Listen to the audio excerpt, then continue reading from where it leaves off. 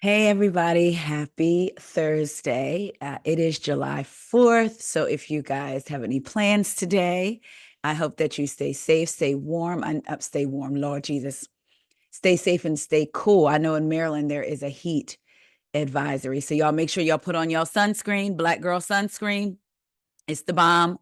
I told y'all before I use it in my face routine at night and during the day, and I keep some in my car on the side of my door because with me driving, passengers getting in and out of my car and my face is exposed to the sun. So I put it on my face throughout the day and my neck. So y'all be safe, stay hydrated. And welcome to another What Else Is Going On, aka WEIGO podcast YouTube video. I am Taria, in case you don't know. You can find the audio version of the podcast. Episodes are supposed to drop every Tuesday and Friday. Wherever you listen to your podcast, just type in What Else Is Going On and you will find me. I'm so glad to be talking to y'all. I missed y'all the last couple of days. I had to keep in the back of my mind, y'all. I was getting ready to go out this morning to get started doing a little bit of work. And I was like, oh, I'll just do a video later, which is what I was supposed to do yesterday. And then I had to say to myself, consistency, discipline with regard to exercise and content. Those are my words for July. So I am here and I will be going out afterwards just for a little bit. But there was a couple things that I've been wanting to talk to you guys about. I know you've heard at nauseum maybe some of the topics, but I still wanted to get into them with y'all because we are a community. We're a family, like a giant tree reaching up to the sky. Ain't that what they said in Dreamgirls? We are a family. But anyway, let's get into these topics. First up, very sad news, y'all. When I heard this news, my heart literally just dropped into my stomach. And for me, it almost felt like a long lost family member. Some we don't know these reality stars, but then some of them we do may talk to personally and get to know on a more intimate level. That wasn't my experience with this person, but what I saw on TV and all the interviews she did, I felt a warmthness coming from her and felt like she would be somebody that would be dope to know. And I feel like she would make you feel like family if you met her. And that's what I picked up, like I said, just through watching her interviews and watching her on the show and watching other people that have interacted with her uh, say things about her confirmed what I thought. So of course we've heard about the passing of Kiki Jabar. There's been a lot of speculation, public speculation. That's the only reason I'm mentioning it, to how she passed. The story just came out. The most recent one of the stories said that she passed away surrounded by loved ones uh, around her. Then another story is saying that it was what is that from your car? Carbon dioxide, I believe. Let me see. I had it up here. I literally just had it up here. Give me 1 second, y'all, because it was here. It just, no matter how it was, that doesn't even matter. It was just, it's shocking and extremely sad. It says, according to the Jasmine brand update, Love and Marriage Huntsville star Kiki Jabar died of carbon monoxide poisoning after falling asleep in her car, her friend says. So this was updated July 4th. In a video published shortly after Kiki's death was announced on Tuesday, YouTuber Joanne Jenkins first shut down speculation on how the reality star passed away. So this YouTuber said Kiki did not OD. She did not take her own life. Kiki loved life. She was not ready to leave life. She wasn't ready to leave her children, her husband, or her family. She said Kiki left her sisters at about 4 a.m. She turned her car off and fell asleep. Her car was not functioning, and there was something already wrong with her car. She went on to share what she said was an official statement from her mother. So 7 something this morning, her husband goes to the garage. He sees Kiki, what he thinks is asleep in the car. He tries to get her attention. He opens the car up. She isn't breathing. Her husband, her life partner, her best friend, tried to bring his wife back, the mother of his children, and he couldn't. Kiki passed from carbon monoxide poisoning. That's it. That's all. The YouTuber continued, my sister didn't want to leave this earth, and she didn't want to leave her kids. She didn't want to leave her husband. There was no turmoil going on in her life. She had a lot of great things to look forward to. Again, this is coming from Joanne Jenkins. So my condolences to the family, to Kiki's husband, her children, anybody who loved her, anybody whose life she touched, whether you're, a content creator that became friends with her, someone, a student she touched while she was teaching, just, it truly just, it really made my heart heavy hearing about that. It really, really did. And, we all hear that life is short, and it always seems like it takes death for someone to say, oh, remember, life is short. We do know that her and um, Tisha had their issues. And I know myself, I thought, and people were saying that they hoped that they were able to reconcile. According to the Neighborhood Talk, Tisha did come out and post something. She said, you know how you fight with your cousin/family and think one day will be cool again. And then she has the crying emoji. That day is gone. It's not coming. My God. So when I first heard the initial story that maybe she died surrounded by family and friends, I thought, oh, maybe she was sick and just didn't share it. And maybe they got a chance to have a conversation. And then to hear, I don't know whether or not the carbon monoxide story is true or not. I do have a lot of questions, like if the car is off, how does that happen? Was the car in a garage? But that's what they said, so I'm going to respect it. If that was the case, for it to happen so suddenly is even more devastating. I was talking to my husband and I said, I get both sides of it. You have a family member, and let's take Kiki and Tisha out of it. You have a family member that you may not be in conversation with. And maybe it's not anything that you did. This family member has the issue, or this family member is genuinely toxic. Do you put yourself back in a toxic situation because life is short? Or do you live your life loving that person, continuing to pray for that person? And God forbid if something happens, I mean, that is the circle of life, and you have nothing to feel guilty about when you know that you didn't cause anything. You know what I mean? So I don't know. I it's just a conversation. I would be interested in hearing y'all's thoughts. Like I said, if someone is truly, and again, taking Kiki and Tisha out of it, just in general, because with the post with Kiki, I've seen a lot of people saying life is short, make up with your family, this, that, the third, whatever, what have you, right? But do you put yourself back in a toxic situation if this person is truly almost could be detrimental to you or to your family, because life is short when you can love from a distance? You know what I mean? It doesn't have to be any animosity. You can just love from a distance. So I was just thinking about that, because that's the first thing you see when family falls out, someone passes away. It's life is short. But back to Kiki and Tisha, my heart goes out. It goes out to Tisha too. I may not have agreed with everything she did and the way she handled Kiki. I also wasn't there. You know what I mean? But I will say this has got to be a hard time for her and her conscience and everything. You know what I mean? She literally just told us, you know how you fight with your cousin/family and think one day we'll be cool again. That day is gone. It's not coming. And she did just recently do an interview with Dustin on Carlos King's podcast. I don't know if the interview was still up or not. It was a few weeks ago, but my heart goes out to everybody involved, truly, because it just is really sad. Moving on to that, not to like abruptly transition, but it's like there's no easy way, to transition from one subject to the next. But let's talk about Claudia Jordan. Now, I watched the Carlos King interview with Claudia. I watched it 1.5 times because I wanted to take notes and talk about things. I'm just going to go down a couple of bullet points that she talked about. She said that she wanted to tell her side of the story, but she knows that people are going to be like, Claudia is always a victim. Claudia is always the victim. There were a lot of comments that said Claudia is always the victim. And I'm not going to lie, sometimes you really can be, right?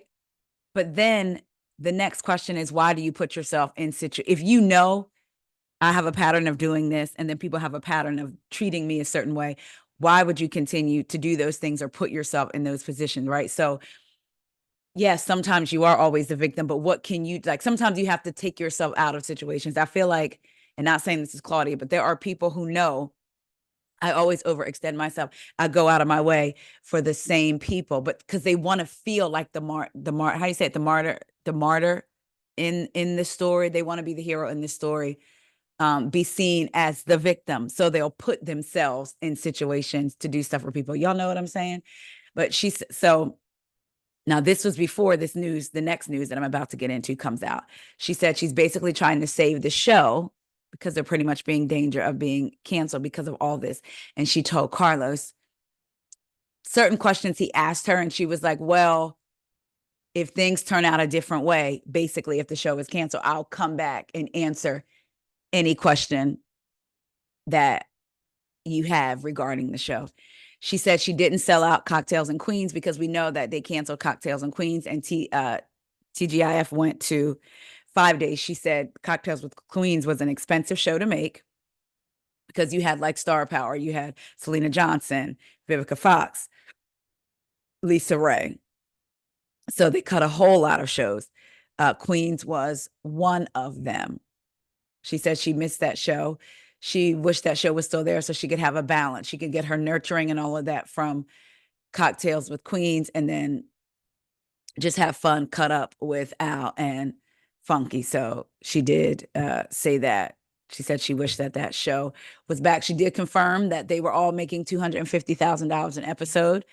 She never fought for more money because Carlos asked her, do you think you should have been paid more money? You're the face of basically the network Fox Soul. And she said yes, but she didn't fight for more money. She wanted all equal money. She said that she read a text that she said was from Funky from January, where he said after Al and Claudia's contracts were up with Fox, so he would be open for all three of them going somewhere like a podcast or something and getting paid what they were worth. So Claudia said she was excited because she was like, yes, because she loved their chemistry together. She knew from the door it was going to be great.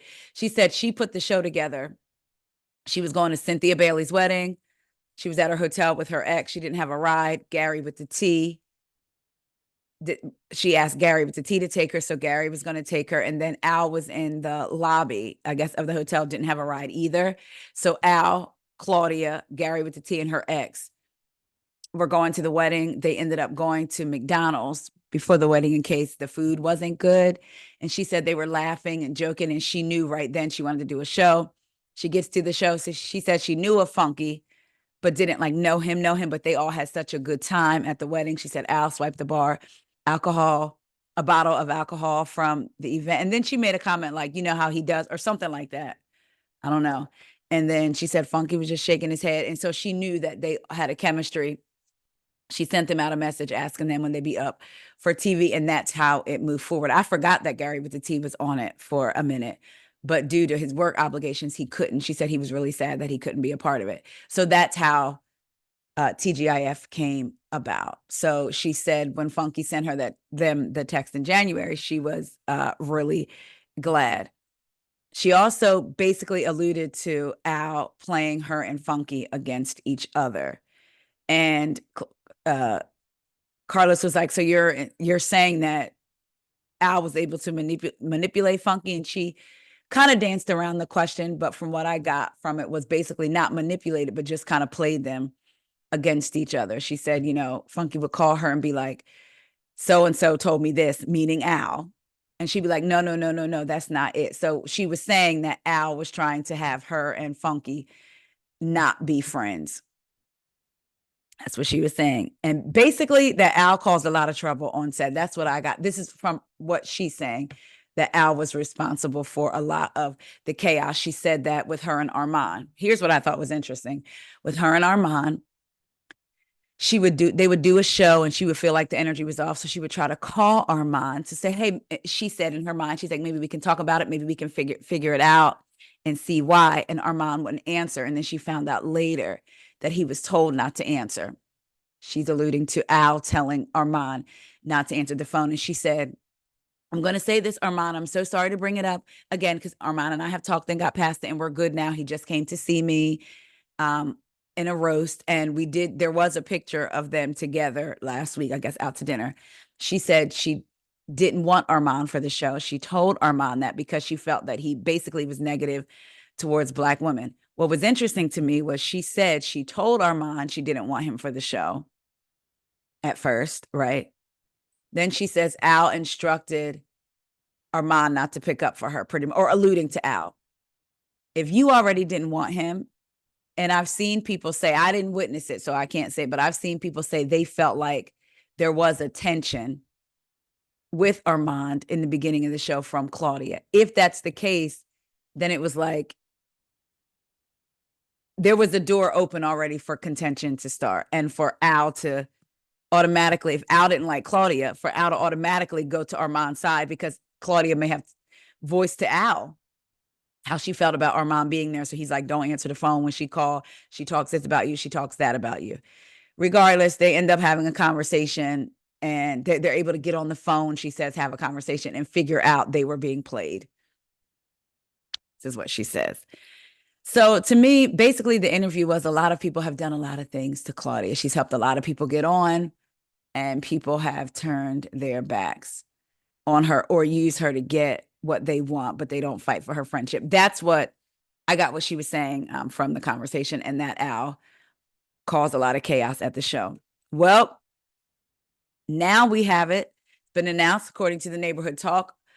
Claudia Jordan confirms that TGIF with co-stars Al Reynolds and Armand has been canceled. I tried, y'all. Unfortunately, TGIF will not be returning to Fox Soul after our hiatus, 2019 through 2024. What a run. Soulmates, I love you, and you already know I'll never stop pushing to give y'all more shows in the future. Yo, to make $5,000 a month, because she said they started out when it was 1 day a week making $1,000. Then they bumped it to 2 days a week and it was like $2,000. And then it went, so basically $1,000. Basically it boiled down to, because they did the show for an hour, $1,000 an hour. They did 5 shows a week. Oh, that was more than that. I said $5,000 a month. They did 5 shows a week. They got $5,000 a week, which is $20,000 a month. And now it is gone. The network is going to save a lot of money, and it's because of all this behind the scenes. Can you imagine? I would be sick, child. So TGIF is officially gone. Let me know what y'all think about that. Let's get into Columbus Short. Columbus Short, he done had his things. Lord knows he done had his things. I remember I used to love watching him on Scandal, Harrison on Scandal, and just recently him, and I'm calling them by their character names, but him, Huck, and Quinn just got together, made up, and did a podcast over on Shonda Rhimes called Shondaland. And he apologized to them, gave them hugs. They was crying, all this good stuff, right? He recently did an interview. And I don't even know why the interviewer would even ask this question to me. He did an interview, and the host, Azar Farida, I'm not sure how to say the last name, asked Columbus Short about the differences in his experiences with romantic relationships involving Black women versus non-Black women. Why would you even ask that question? How is that even? Let me not get upset. He said there's no respect of the man, the Black man, by a Black woman. Because what's interesting is they said that he wasted no time in answering. And and I heard the clip, and he definitely wasted no time in answering. He said, Black women, do not be mad at me. That Mexican side, that Asian, Korean, Japanese, that other side, culturally, those women were taught to hold down. It's more than subservient. Don't get it twisted. They'll cuss a man out thoroughly, but you're still making dinner. You're still washing his clothes. You're still cleaning the house. Short continued, appearing to depict hypothetical scenarios where Black women are portrayed as non-submissive or combative toward men. During the chat, he claimed, "You don't even know how to cook. I'm not saying that's all Black women."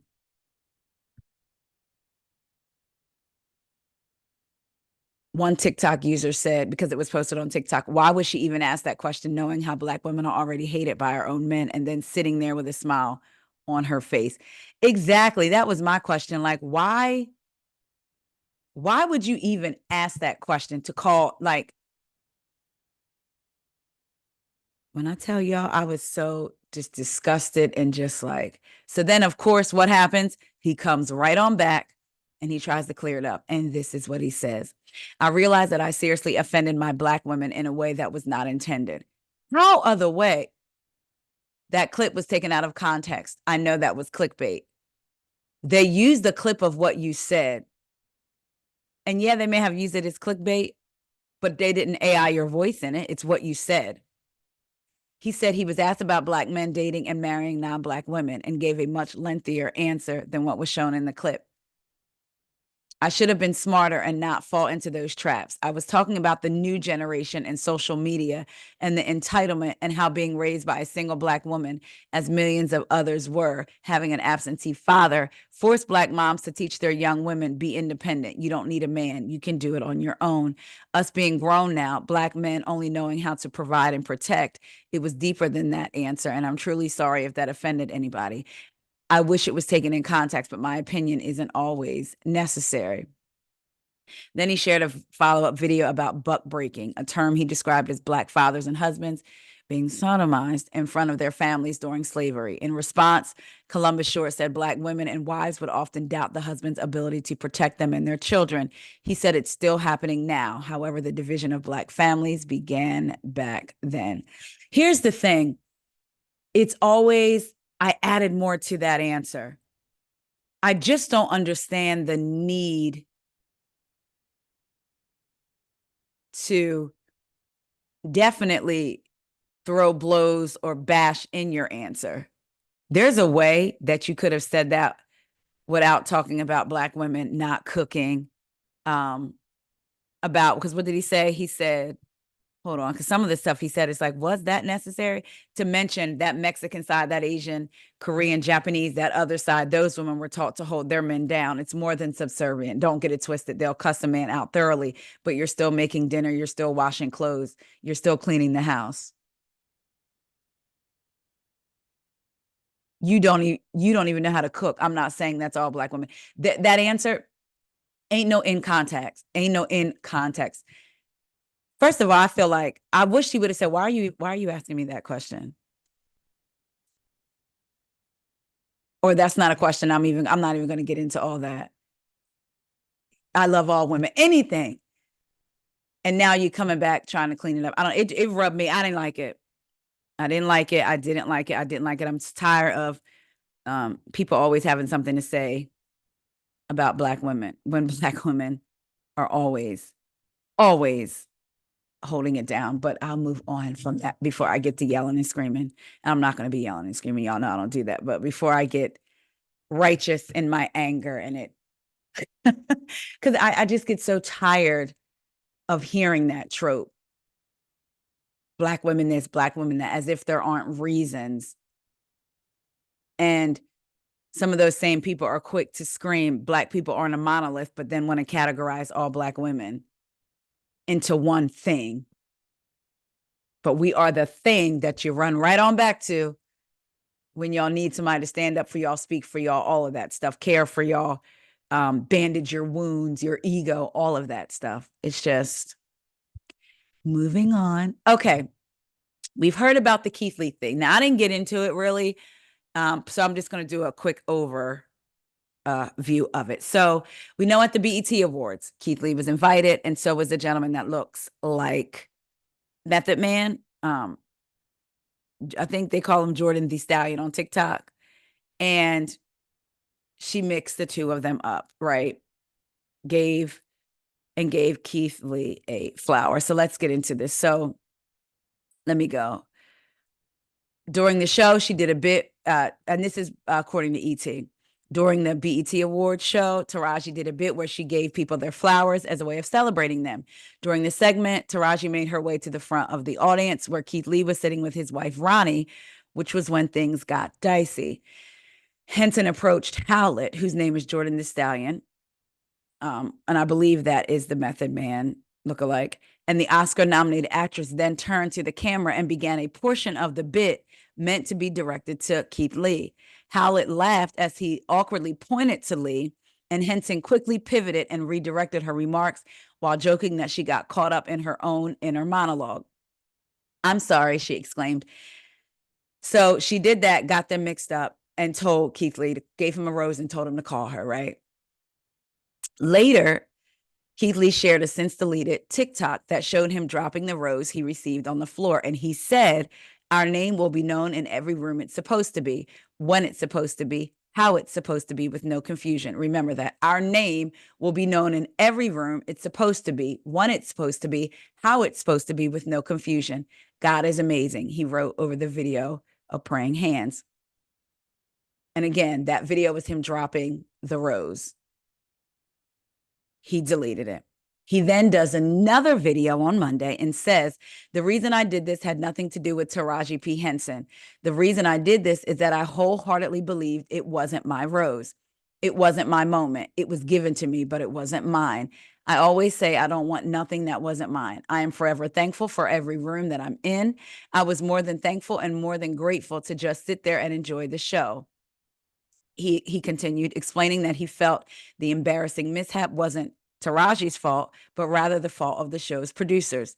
He said the entire segment felt extremely unprepared and unprofessional, and that they had him and his wife change seats to facilitate the bit, but didn't do what they needed to do in order to make sure the segment was a success, which also proved embarrassing for Taraji. "It is what it is. I wish they would have set both of us up for success in that situation." He said, "I'm personally a fan of Taraji. I've been for years, and I always will be. I love to see her get the recognition that she deserves." Here's my thing. And then, so prior to heading inside for the show, he spoke to ET and he said, "It's amazing. I'm blessed to be here. We look amazing. My wife looks amazing. God is amazing. I'm just here. I'm thankful. We're everywhere we're supposed to be at all times. We're everywhere we're supposed to be at all times." Lee said that never in his wildest dreams would he have imagined attending the event with his wife, but he was grateful. "I wouldn't have believed. I always knew that I would be somebody. I always knew that God destined something for me special. I just never knew what path it was going to take me, and I'm here for every path that he puts me on." I'm gonna go back up one more time. He said, "It's amazing. We look amazing. My wife looks amazing. God is amazing. I'm just here. I'm thankful. We're everywhere we're supposed to be at all times." Okay. Remember all that. Let's get into Taraji's response. Taraji said, "Enough." This is according to Love B. Scott. Taraji P. Henson responds to Keith Lee, claims he wasn't in the right seat. He missed his moment. Shot, what? Y'all, I don't even know what's happening. I guess that was an ad on the site. So Taraji P. Henson is not letting Keith Lee's criticism of her BET Awards hosting duties slide. After Keith Lee made a video slamming BET's production and the entire segment in which he was supposed to receive his flowers, Taraji let it be known that it wasn't anyone's fault but his for being in the wrong seat. So she responded via an IG comment. "Life really is too short for this behavior. He wasn't in his seat. They give celebrity assigned seats. I rehearsed all damn day to go hit my mark, and that young man wasn't in his seat. So," and then in all caps, "he missed his moment. His ego is hurt. He will be fine. I cleaned it up at the end of the show. No love lost here. Hashtag God bless." Here's what I want to say. When Keith Lee is supposed to be getting his flowers, right? Taraji gives him a rose. So he got his flowers. He then does the video dropping the flower and says that his name will be mentioned. It wasn't his rose. and that their names will be, wait, what did he say? Our name will be known in every room it's supposed to be, when it's supposed to be, how it's supposed to be, with no confusion. God is amazing.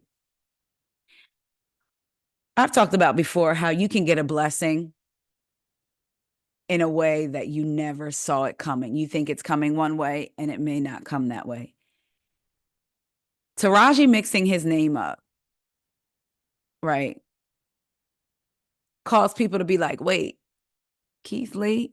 Even though she was going to give him his flowers before and say Keith Lee, people may not have paid attention to him. They may have just been like, oh, who is that? Keith Lee? He got a rose? Okay, I don't know who that is. But with Taraji and the bit and all that gone wrong, people may have been like, oh, wow, wait, who is this guy? Because everybody's talking about how Taraji confused him with the guy that looks like Method Man. And now his name is on lips and people were looking him up, wanting to know who it is. That couldn't be a way for God to have your name in every room. What started out as a mix-up could have ended up being a greater good for you, even more eyes on you. But then you do this video and you throw down this rose. That flower wasn't for me. And then you get all this backlash, some from people who had just found out who you were. To me, the way he handled it was unbecoming. He could have got on there and made a funny joke. I'm going to take my flowers, Taraji, thank you, but y'all know my name now, Keith Lee, anything. But you come and do a video and put God in it. That wasn't my flower. That wasn't my rose. It wasn't meant for me. My name is going to be in God. My name is going to be known in the rooms it's supposed to be in. How do you know that wasn't a moment for you? I mean, you said that you're a Bible reading man, and the Bible says all things work together for good to those who are called according to his purpose. So all of that could have worked out for your good. Again, you could have made a joke about it. You know, I'm the one that Taraji, got mixed up, anything. And you don't know how that could have brought people to you. Got to see your humor or what have you. But instead, to me, in my personal opinion, what it looked like was somebody whose ego was a bit bruised and who decided to throw God in it and say, our name will be known in every room it's supposed to be, when it's supposed to be. But you don't know if that was a way that mix-up could have been for your good. And then after all the backlash, you turn around and do another video.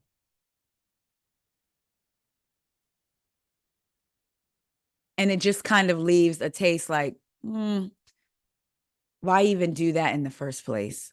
I don't know. Y'all let me know what y'all think. I just thought it was really interesting how he did that video. And it showed to me, a little piece that was like, because we heard how excited he was when he was talking to E.T., never in his wildest dreams, he wouldn't have believed. He always knew he would be somebody. He always knew God destined something great for him. God is amazing. I'm just here. I'm thankful. We're everywhere we're supposed to be at all times. Even the seat mix-up could have worked out for his good. Again, it caused all this conversation around it. Now people want to know who this Keith Lee is. Before, again, it could have been just her giving him this rose and moving on. But now all this conversation is surrounding this Keith Lee and Taraji, his name being associated with Taraji, getting him mixed up. It could have went totally different and not in the direction where it looked like your ego was a little bit bruised. I don't know. Y'all let me know what y'all think. Last thing, let's talk some quick Bravo, child. Bravo in these lawsuits. Real Housewives of Beverly Hills, Brandi Glanville says she has no choice but to sue Bravo, claims she was held hostage for days amid Real Housewives Ultimate Girls Trip filming, and hints that she has receipts. Brandi Glanville hinted she has receipts against Bravo, but her lawyers won't let her drop them online. The Real Housewives of Beverly Hills alum also said she has no choice but to sue the network, who let her be the fall guy after Caroline Manzo's allegations on the Real Housewives Ultimate Girls Trip. During the Morocco trip, Caroline claimed Brandi sexually harassed her. According to reports, Caroline herself is now suing Bravo for allegedly encouraging and allowing it to happen. Throughout the controversy, Brandi has maintained that she did not sexually harass Caroline, and she's asked the network to release footage of the trip so people can see the truth. And then she tweeted, I want so desperately to tweet. And I'm seeing these tweets due to Reality Blur because she had me blocked from years ago. Um, I want so desperately to tweet all of my receipts, but my lawyers won't let me, wrote Brandi in a July 2nd post on X. I do appreciate all of your support more than you know. My cast from Morocco has been so amazing and supportive. I love those gals. Vicky Gunvalson, who was also on the cast trip, responded in the comments, I love you, girl. We all know the truth. In another post, in another cryptic post, Brandi added, I read that I wasn't punished for the false allegations in Morocco. I was fired, removed from the cast, and held hostage in a hotel in Morocco for days. The cast rallied on my side and didn't want to continue without me. Because of the bad, untrue press, I've been canceled from all jobs. Child. She says, I've been left no choice but to sue Bravo. I have receipts for days. The stress has ruined my health. I have uncontrollable stress-induced angioedema. I haven't worked for a year and a half. I'm too depressed to do my podcast and too swollen for Cameo. Or OF, I guess, OnlyFans in all caps. And then she continues in all caps. I'm being used as a fall guy.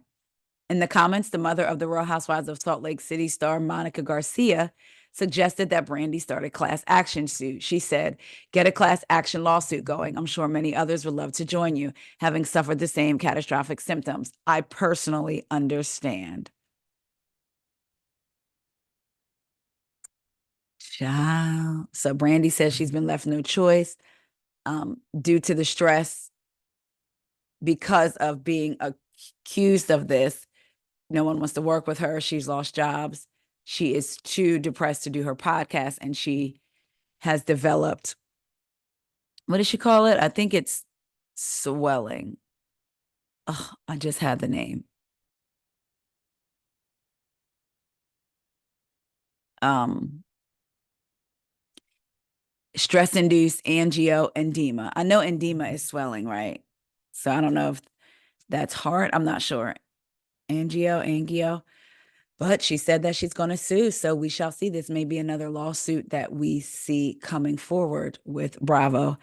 I don't know. I'll say this. Brandi had always been a mess to me, and I was never a Brandi fan. However, if these allegations are false, that's messed up. If all this is happening, she received fallout for jobs, and, because of that, then depression has come in, and then she's getting stress-related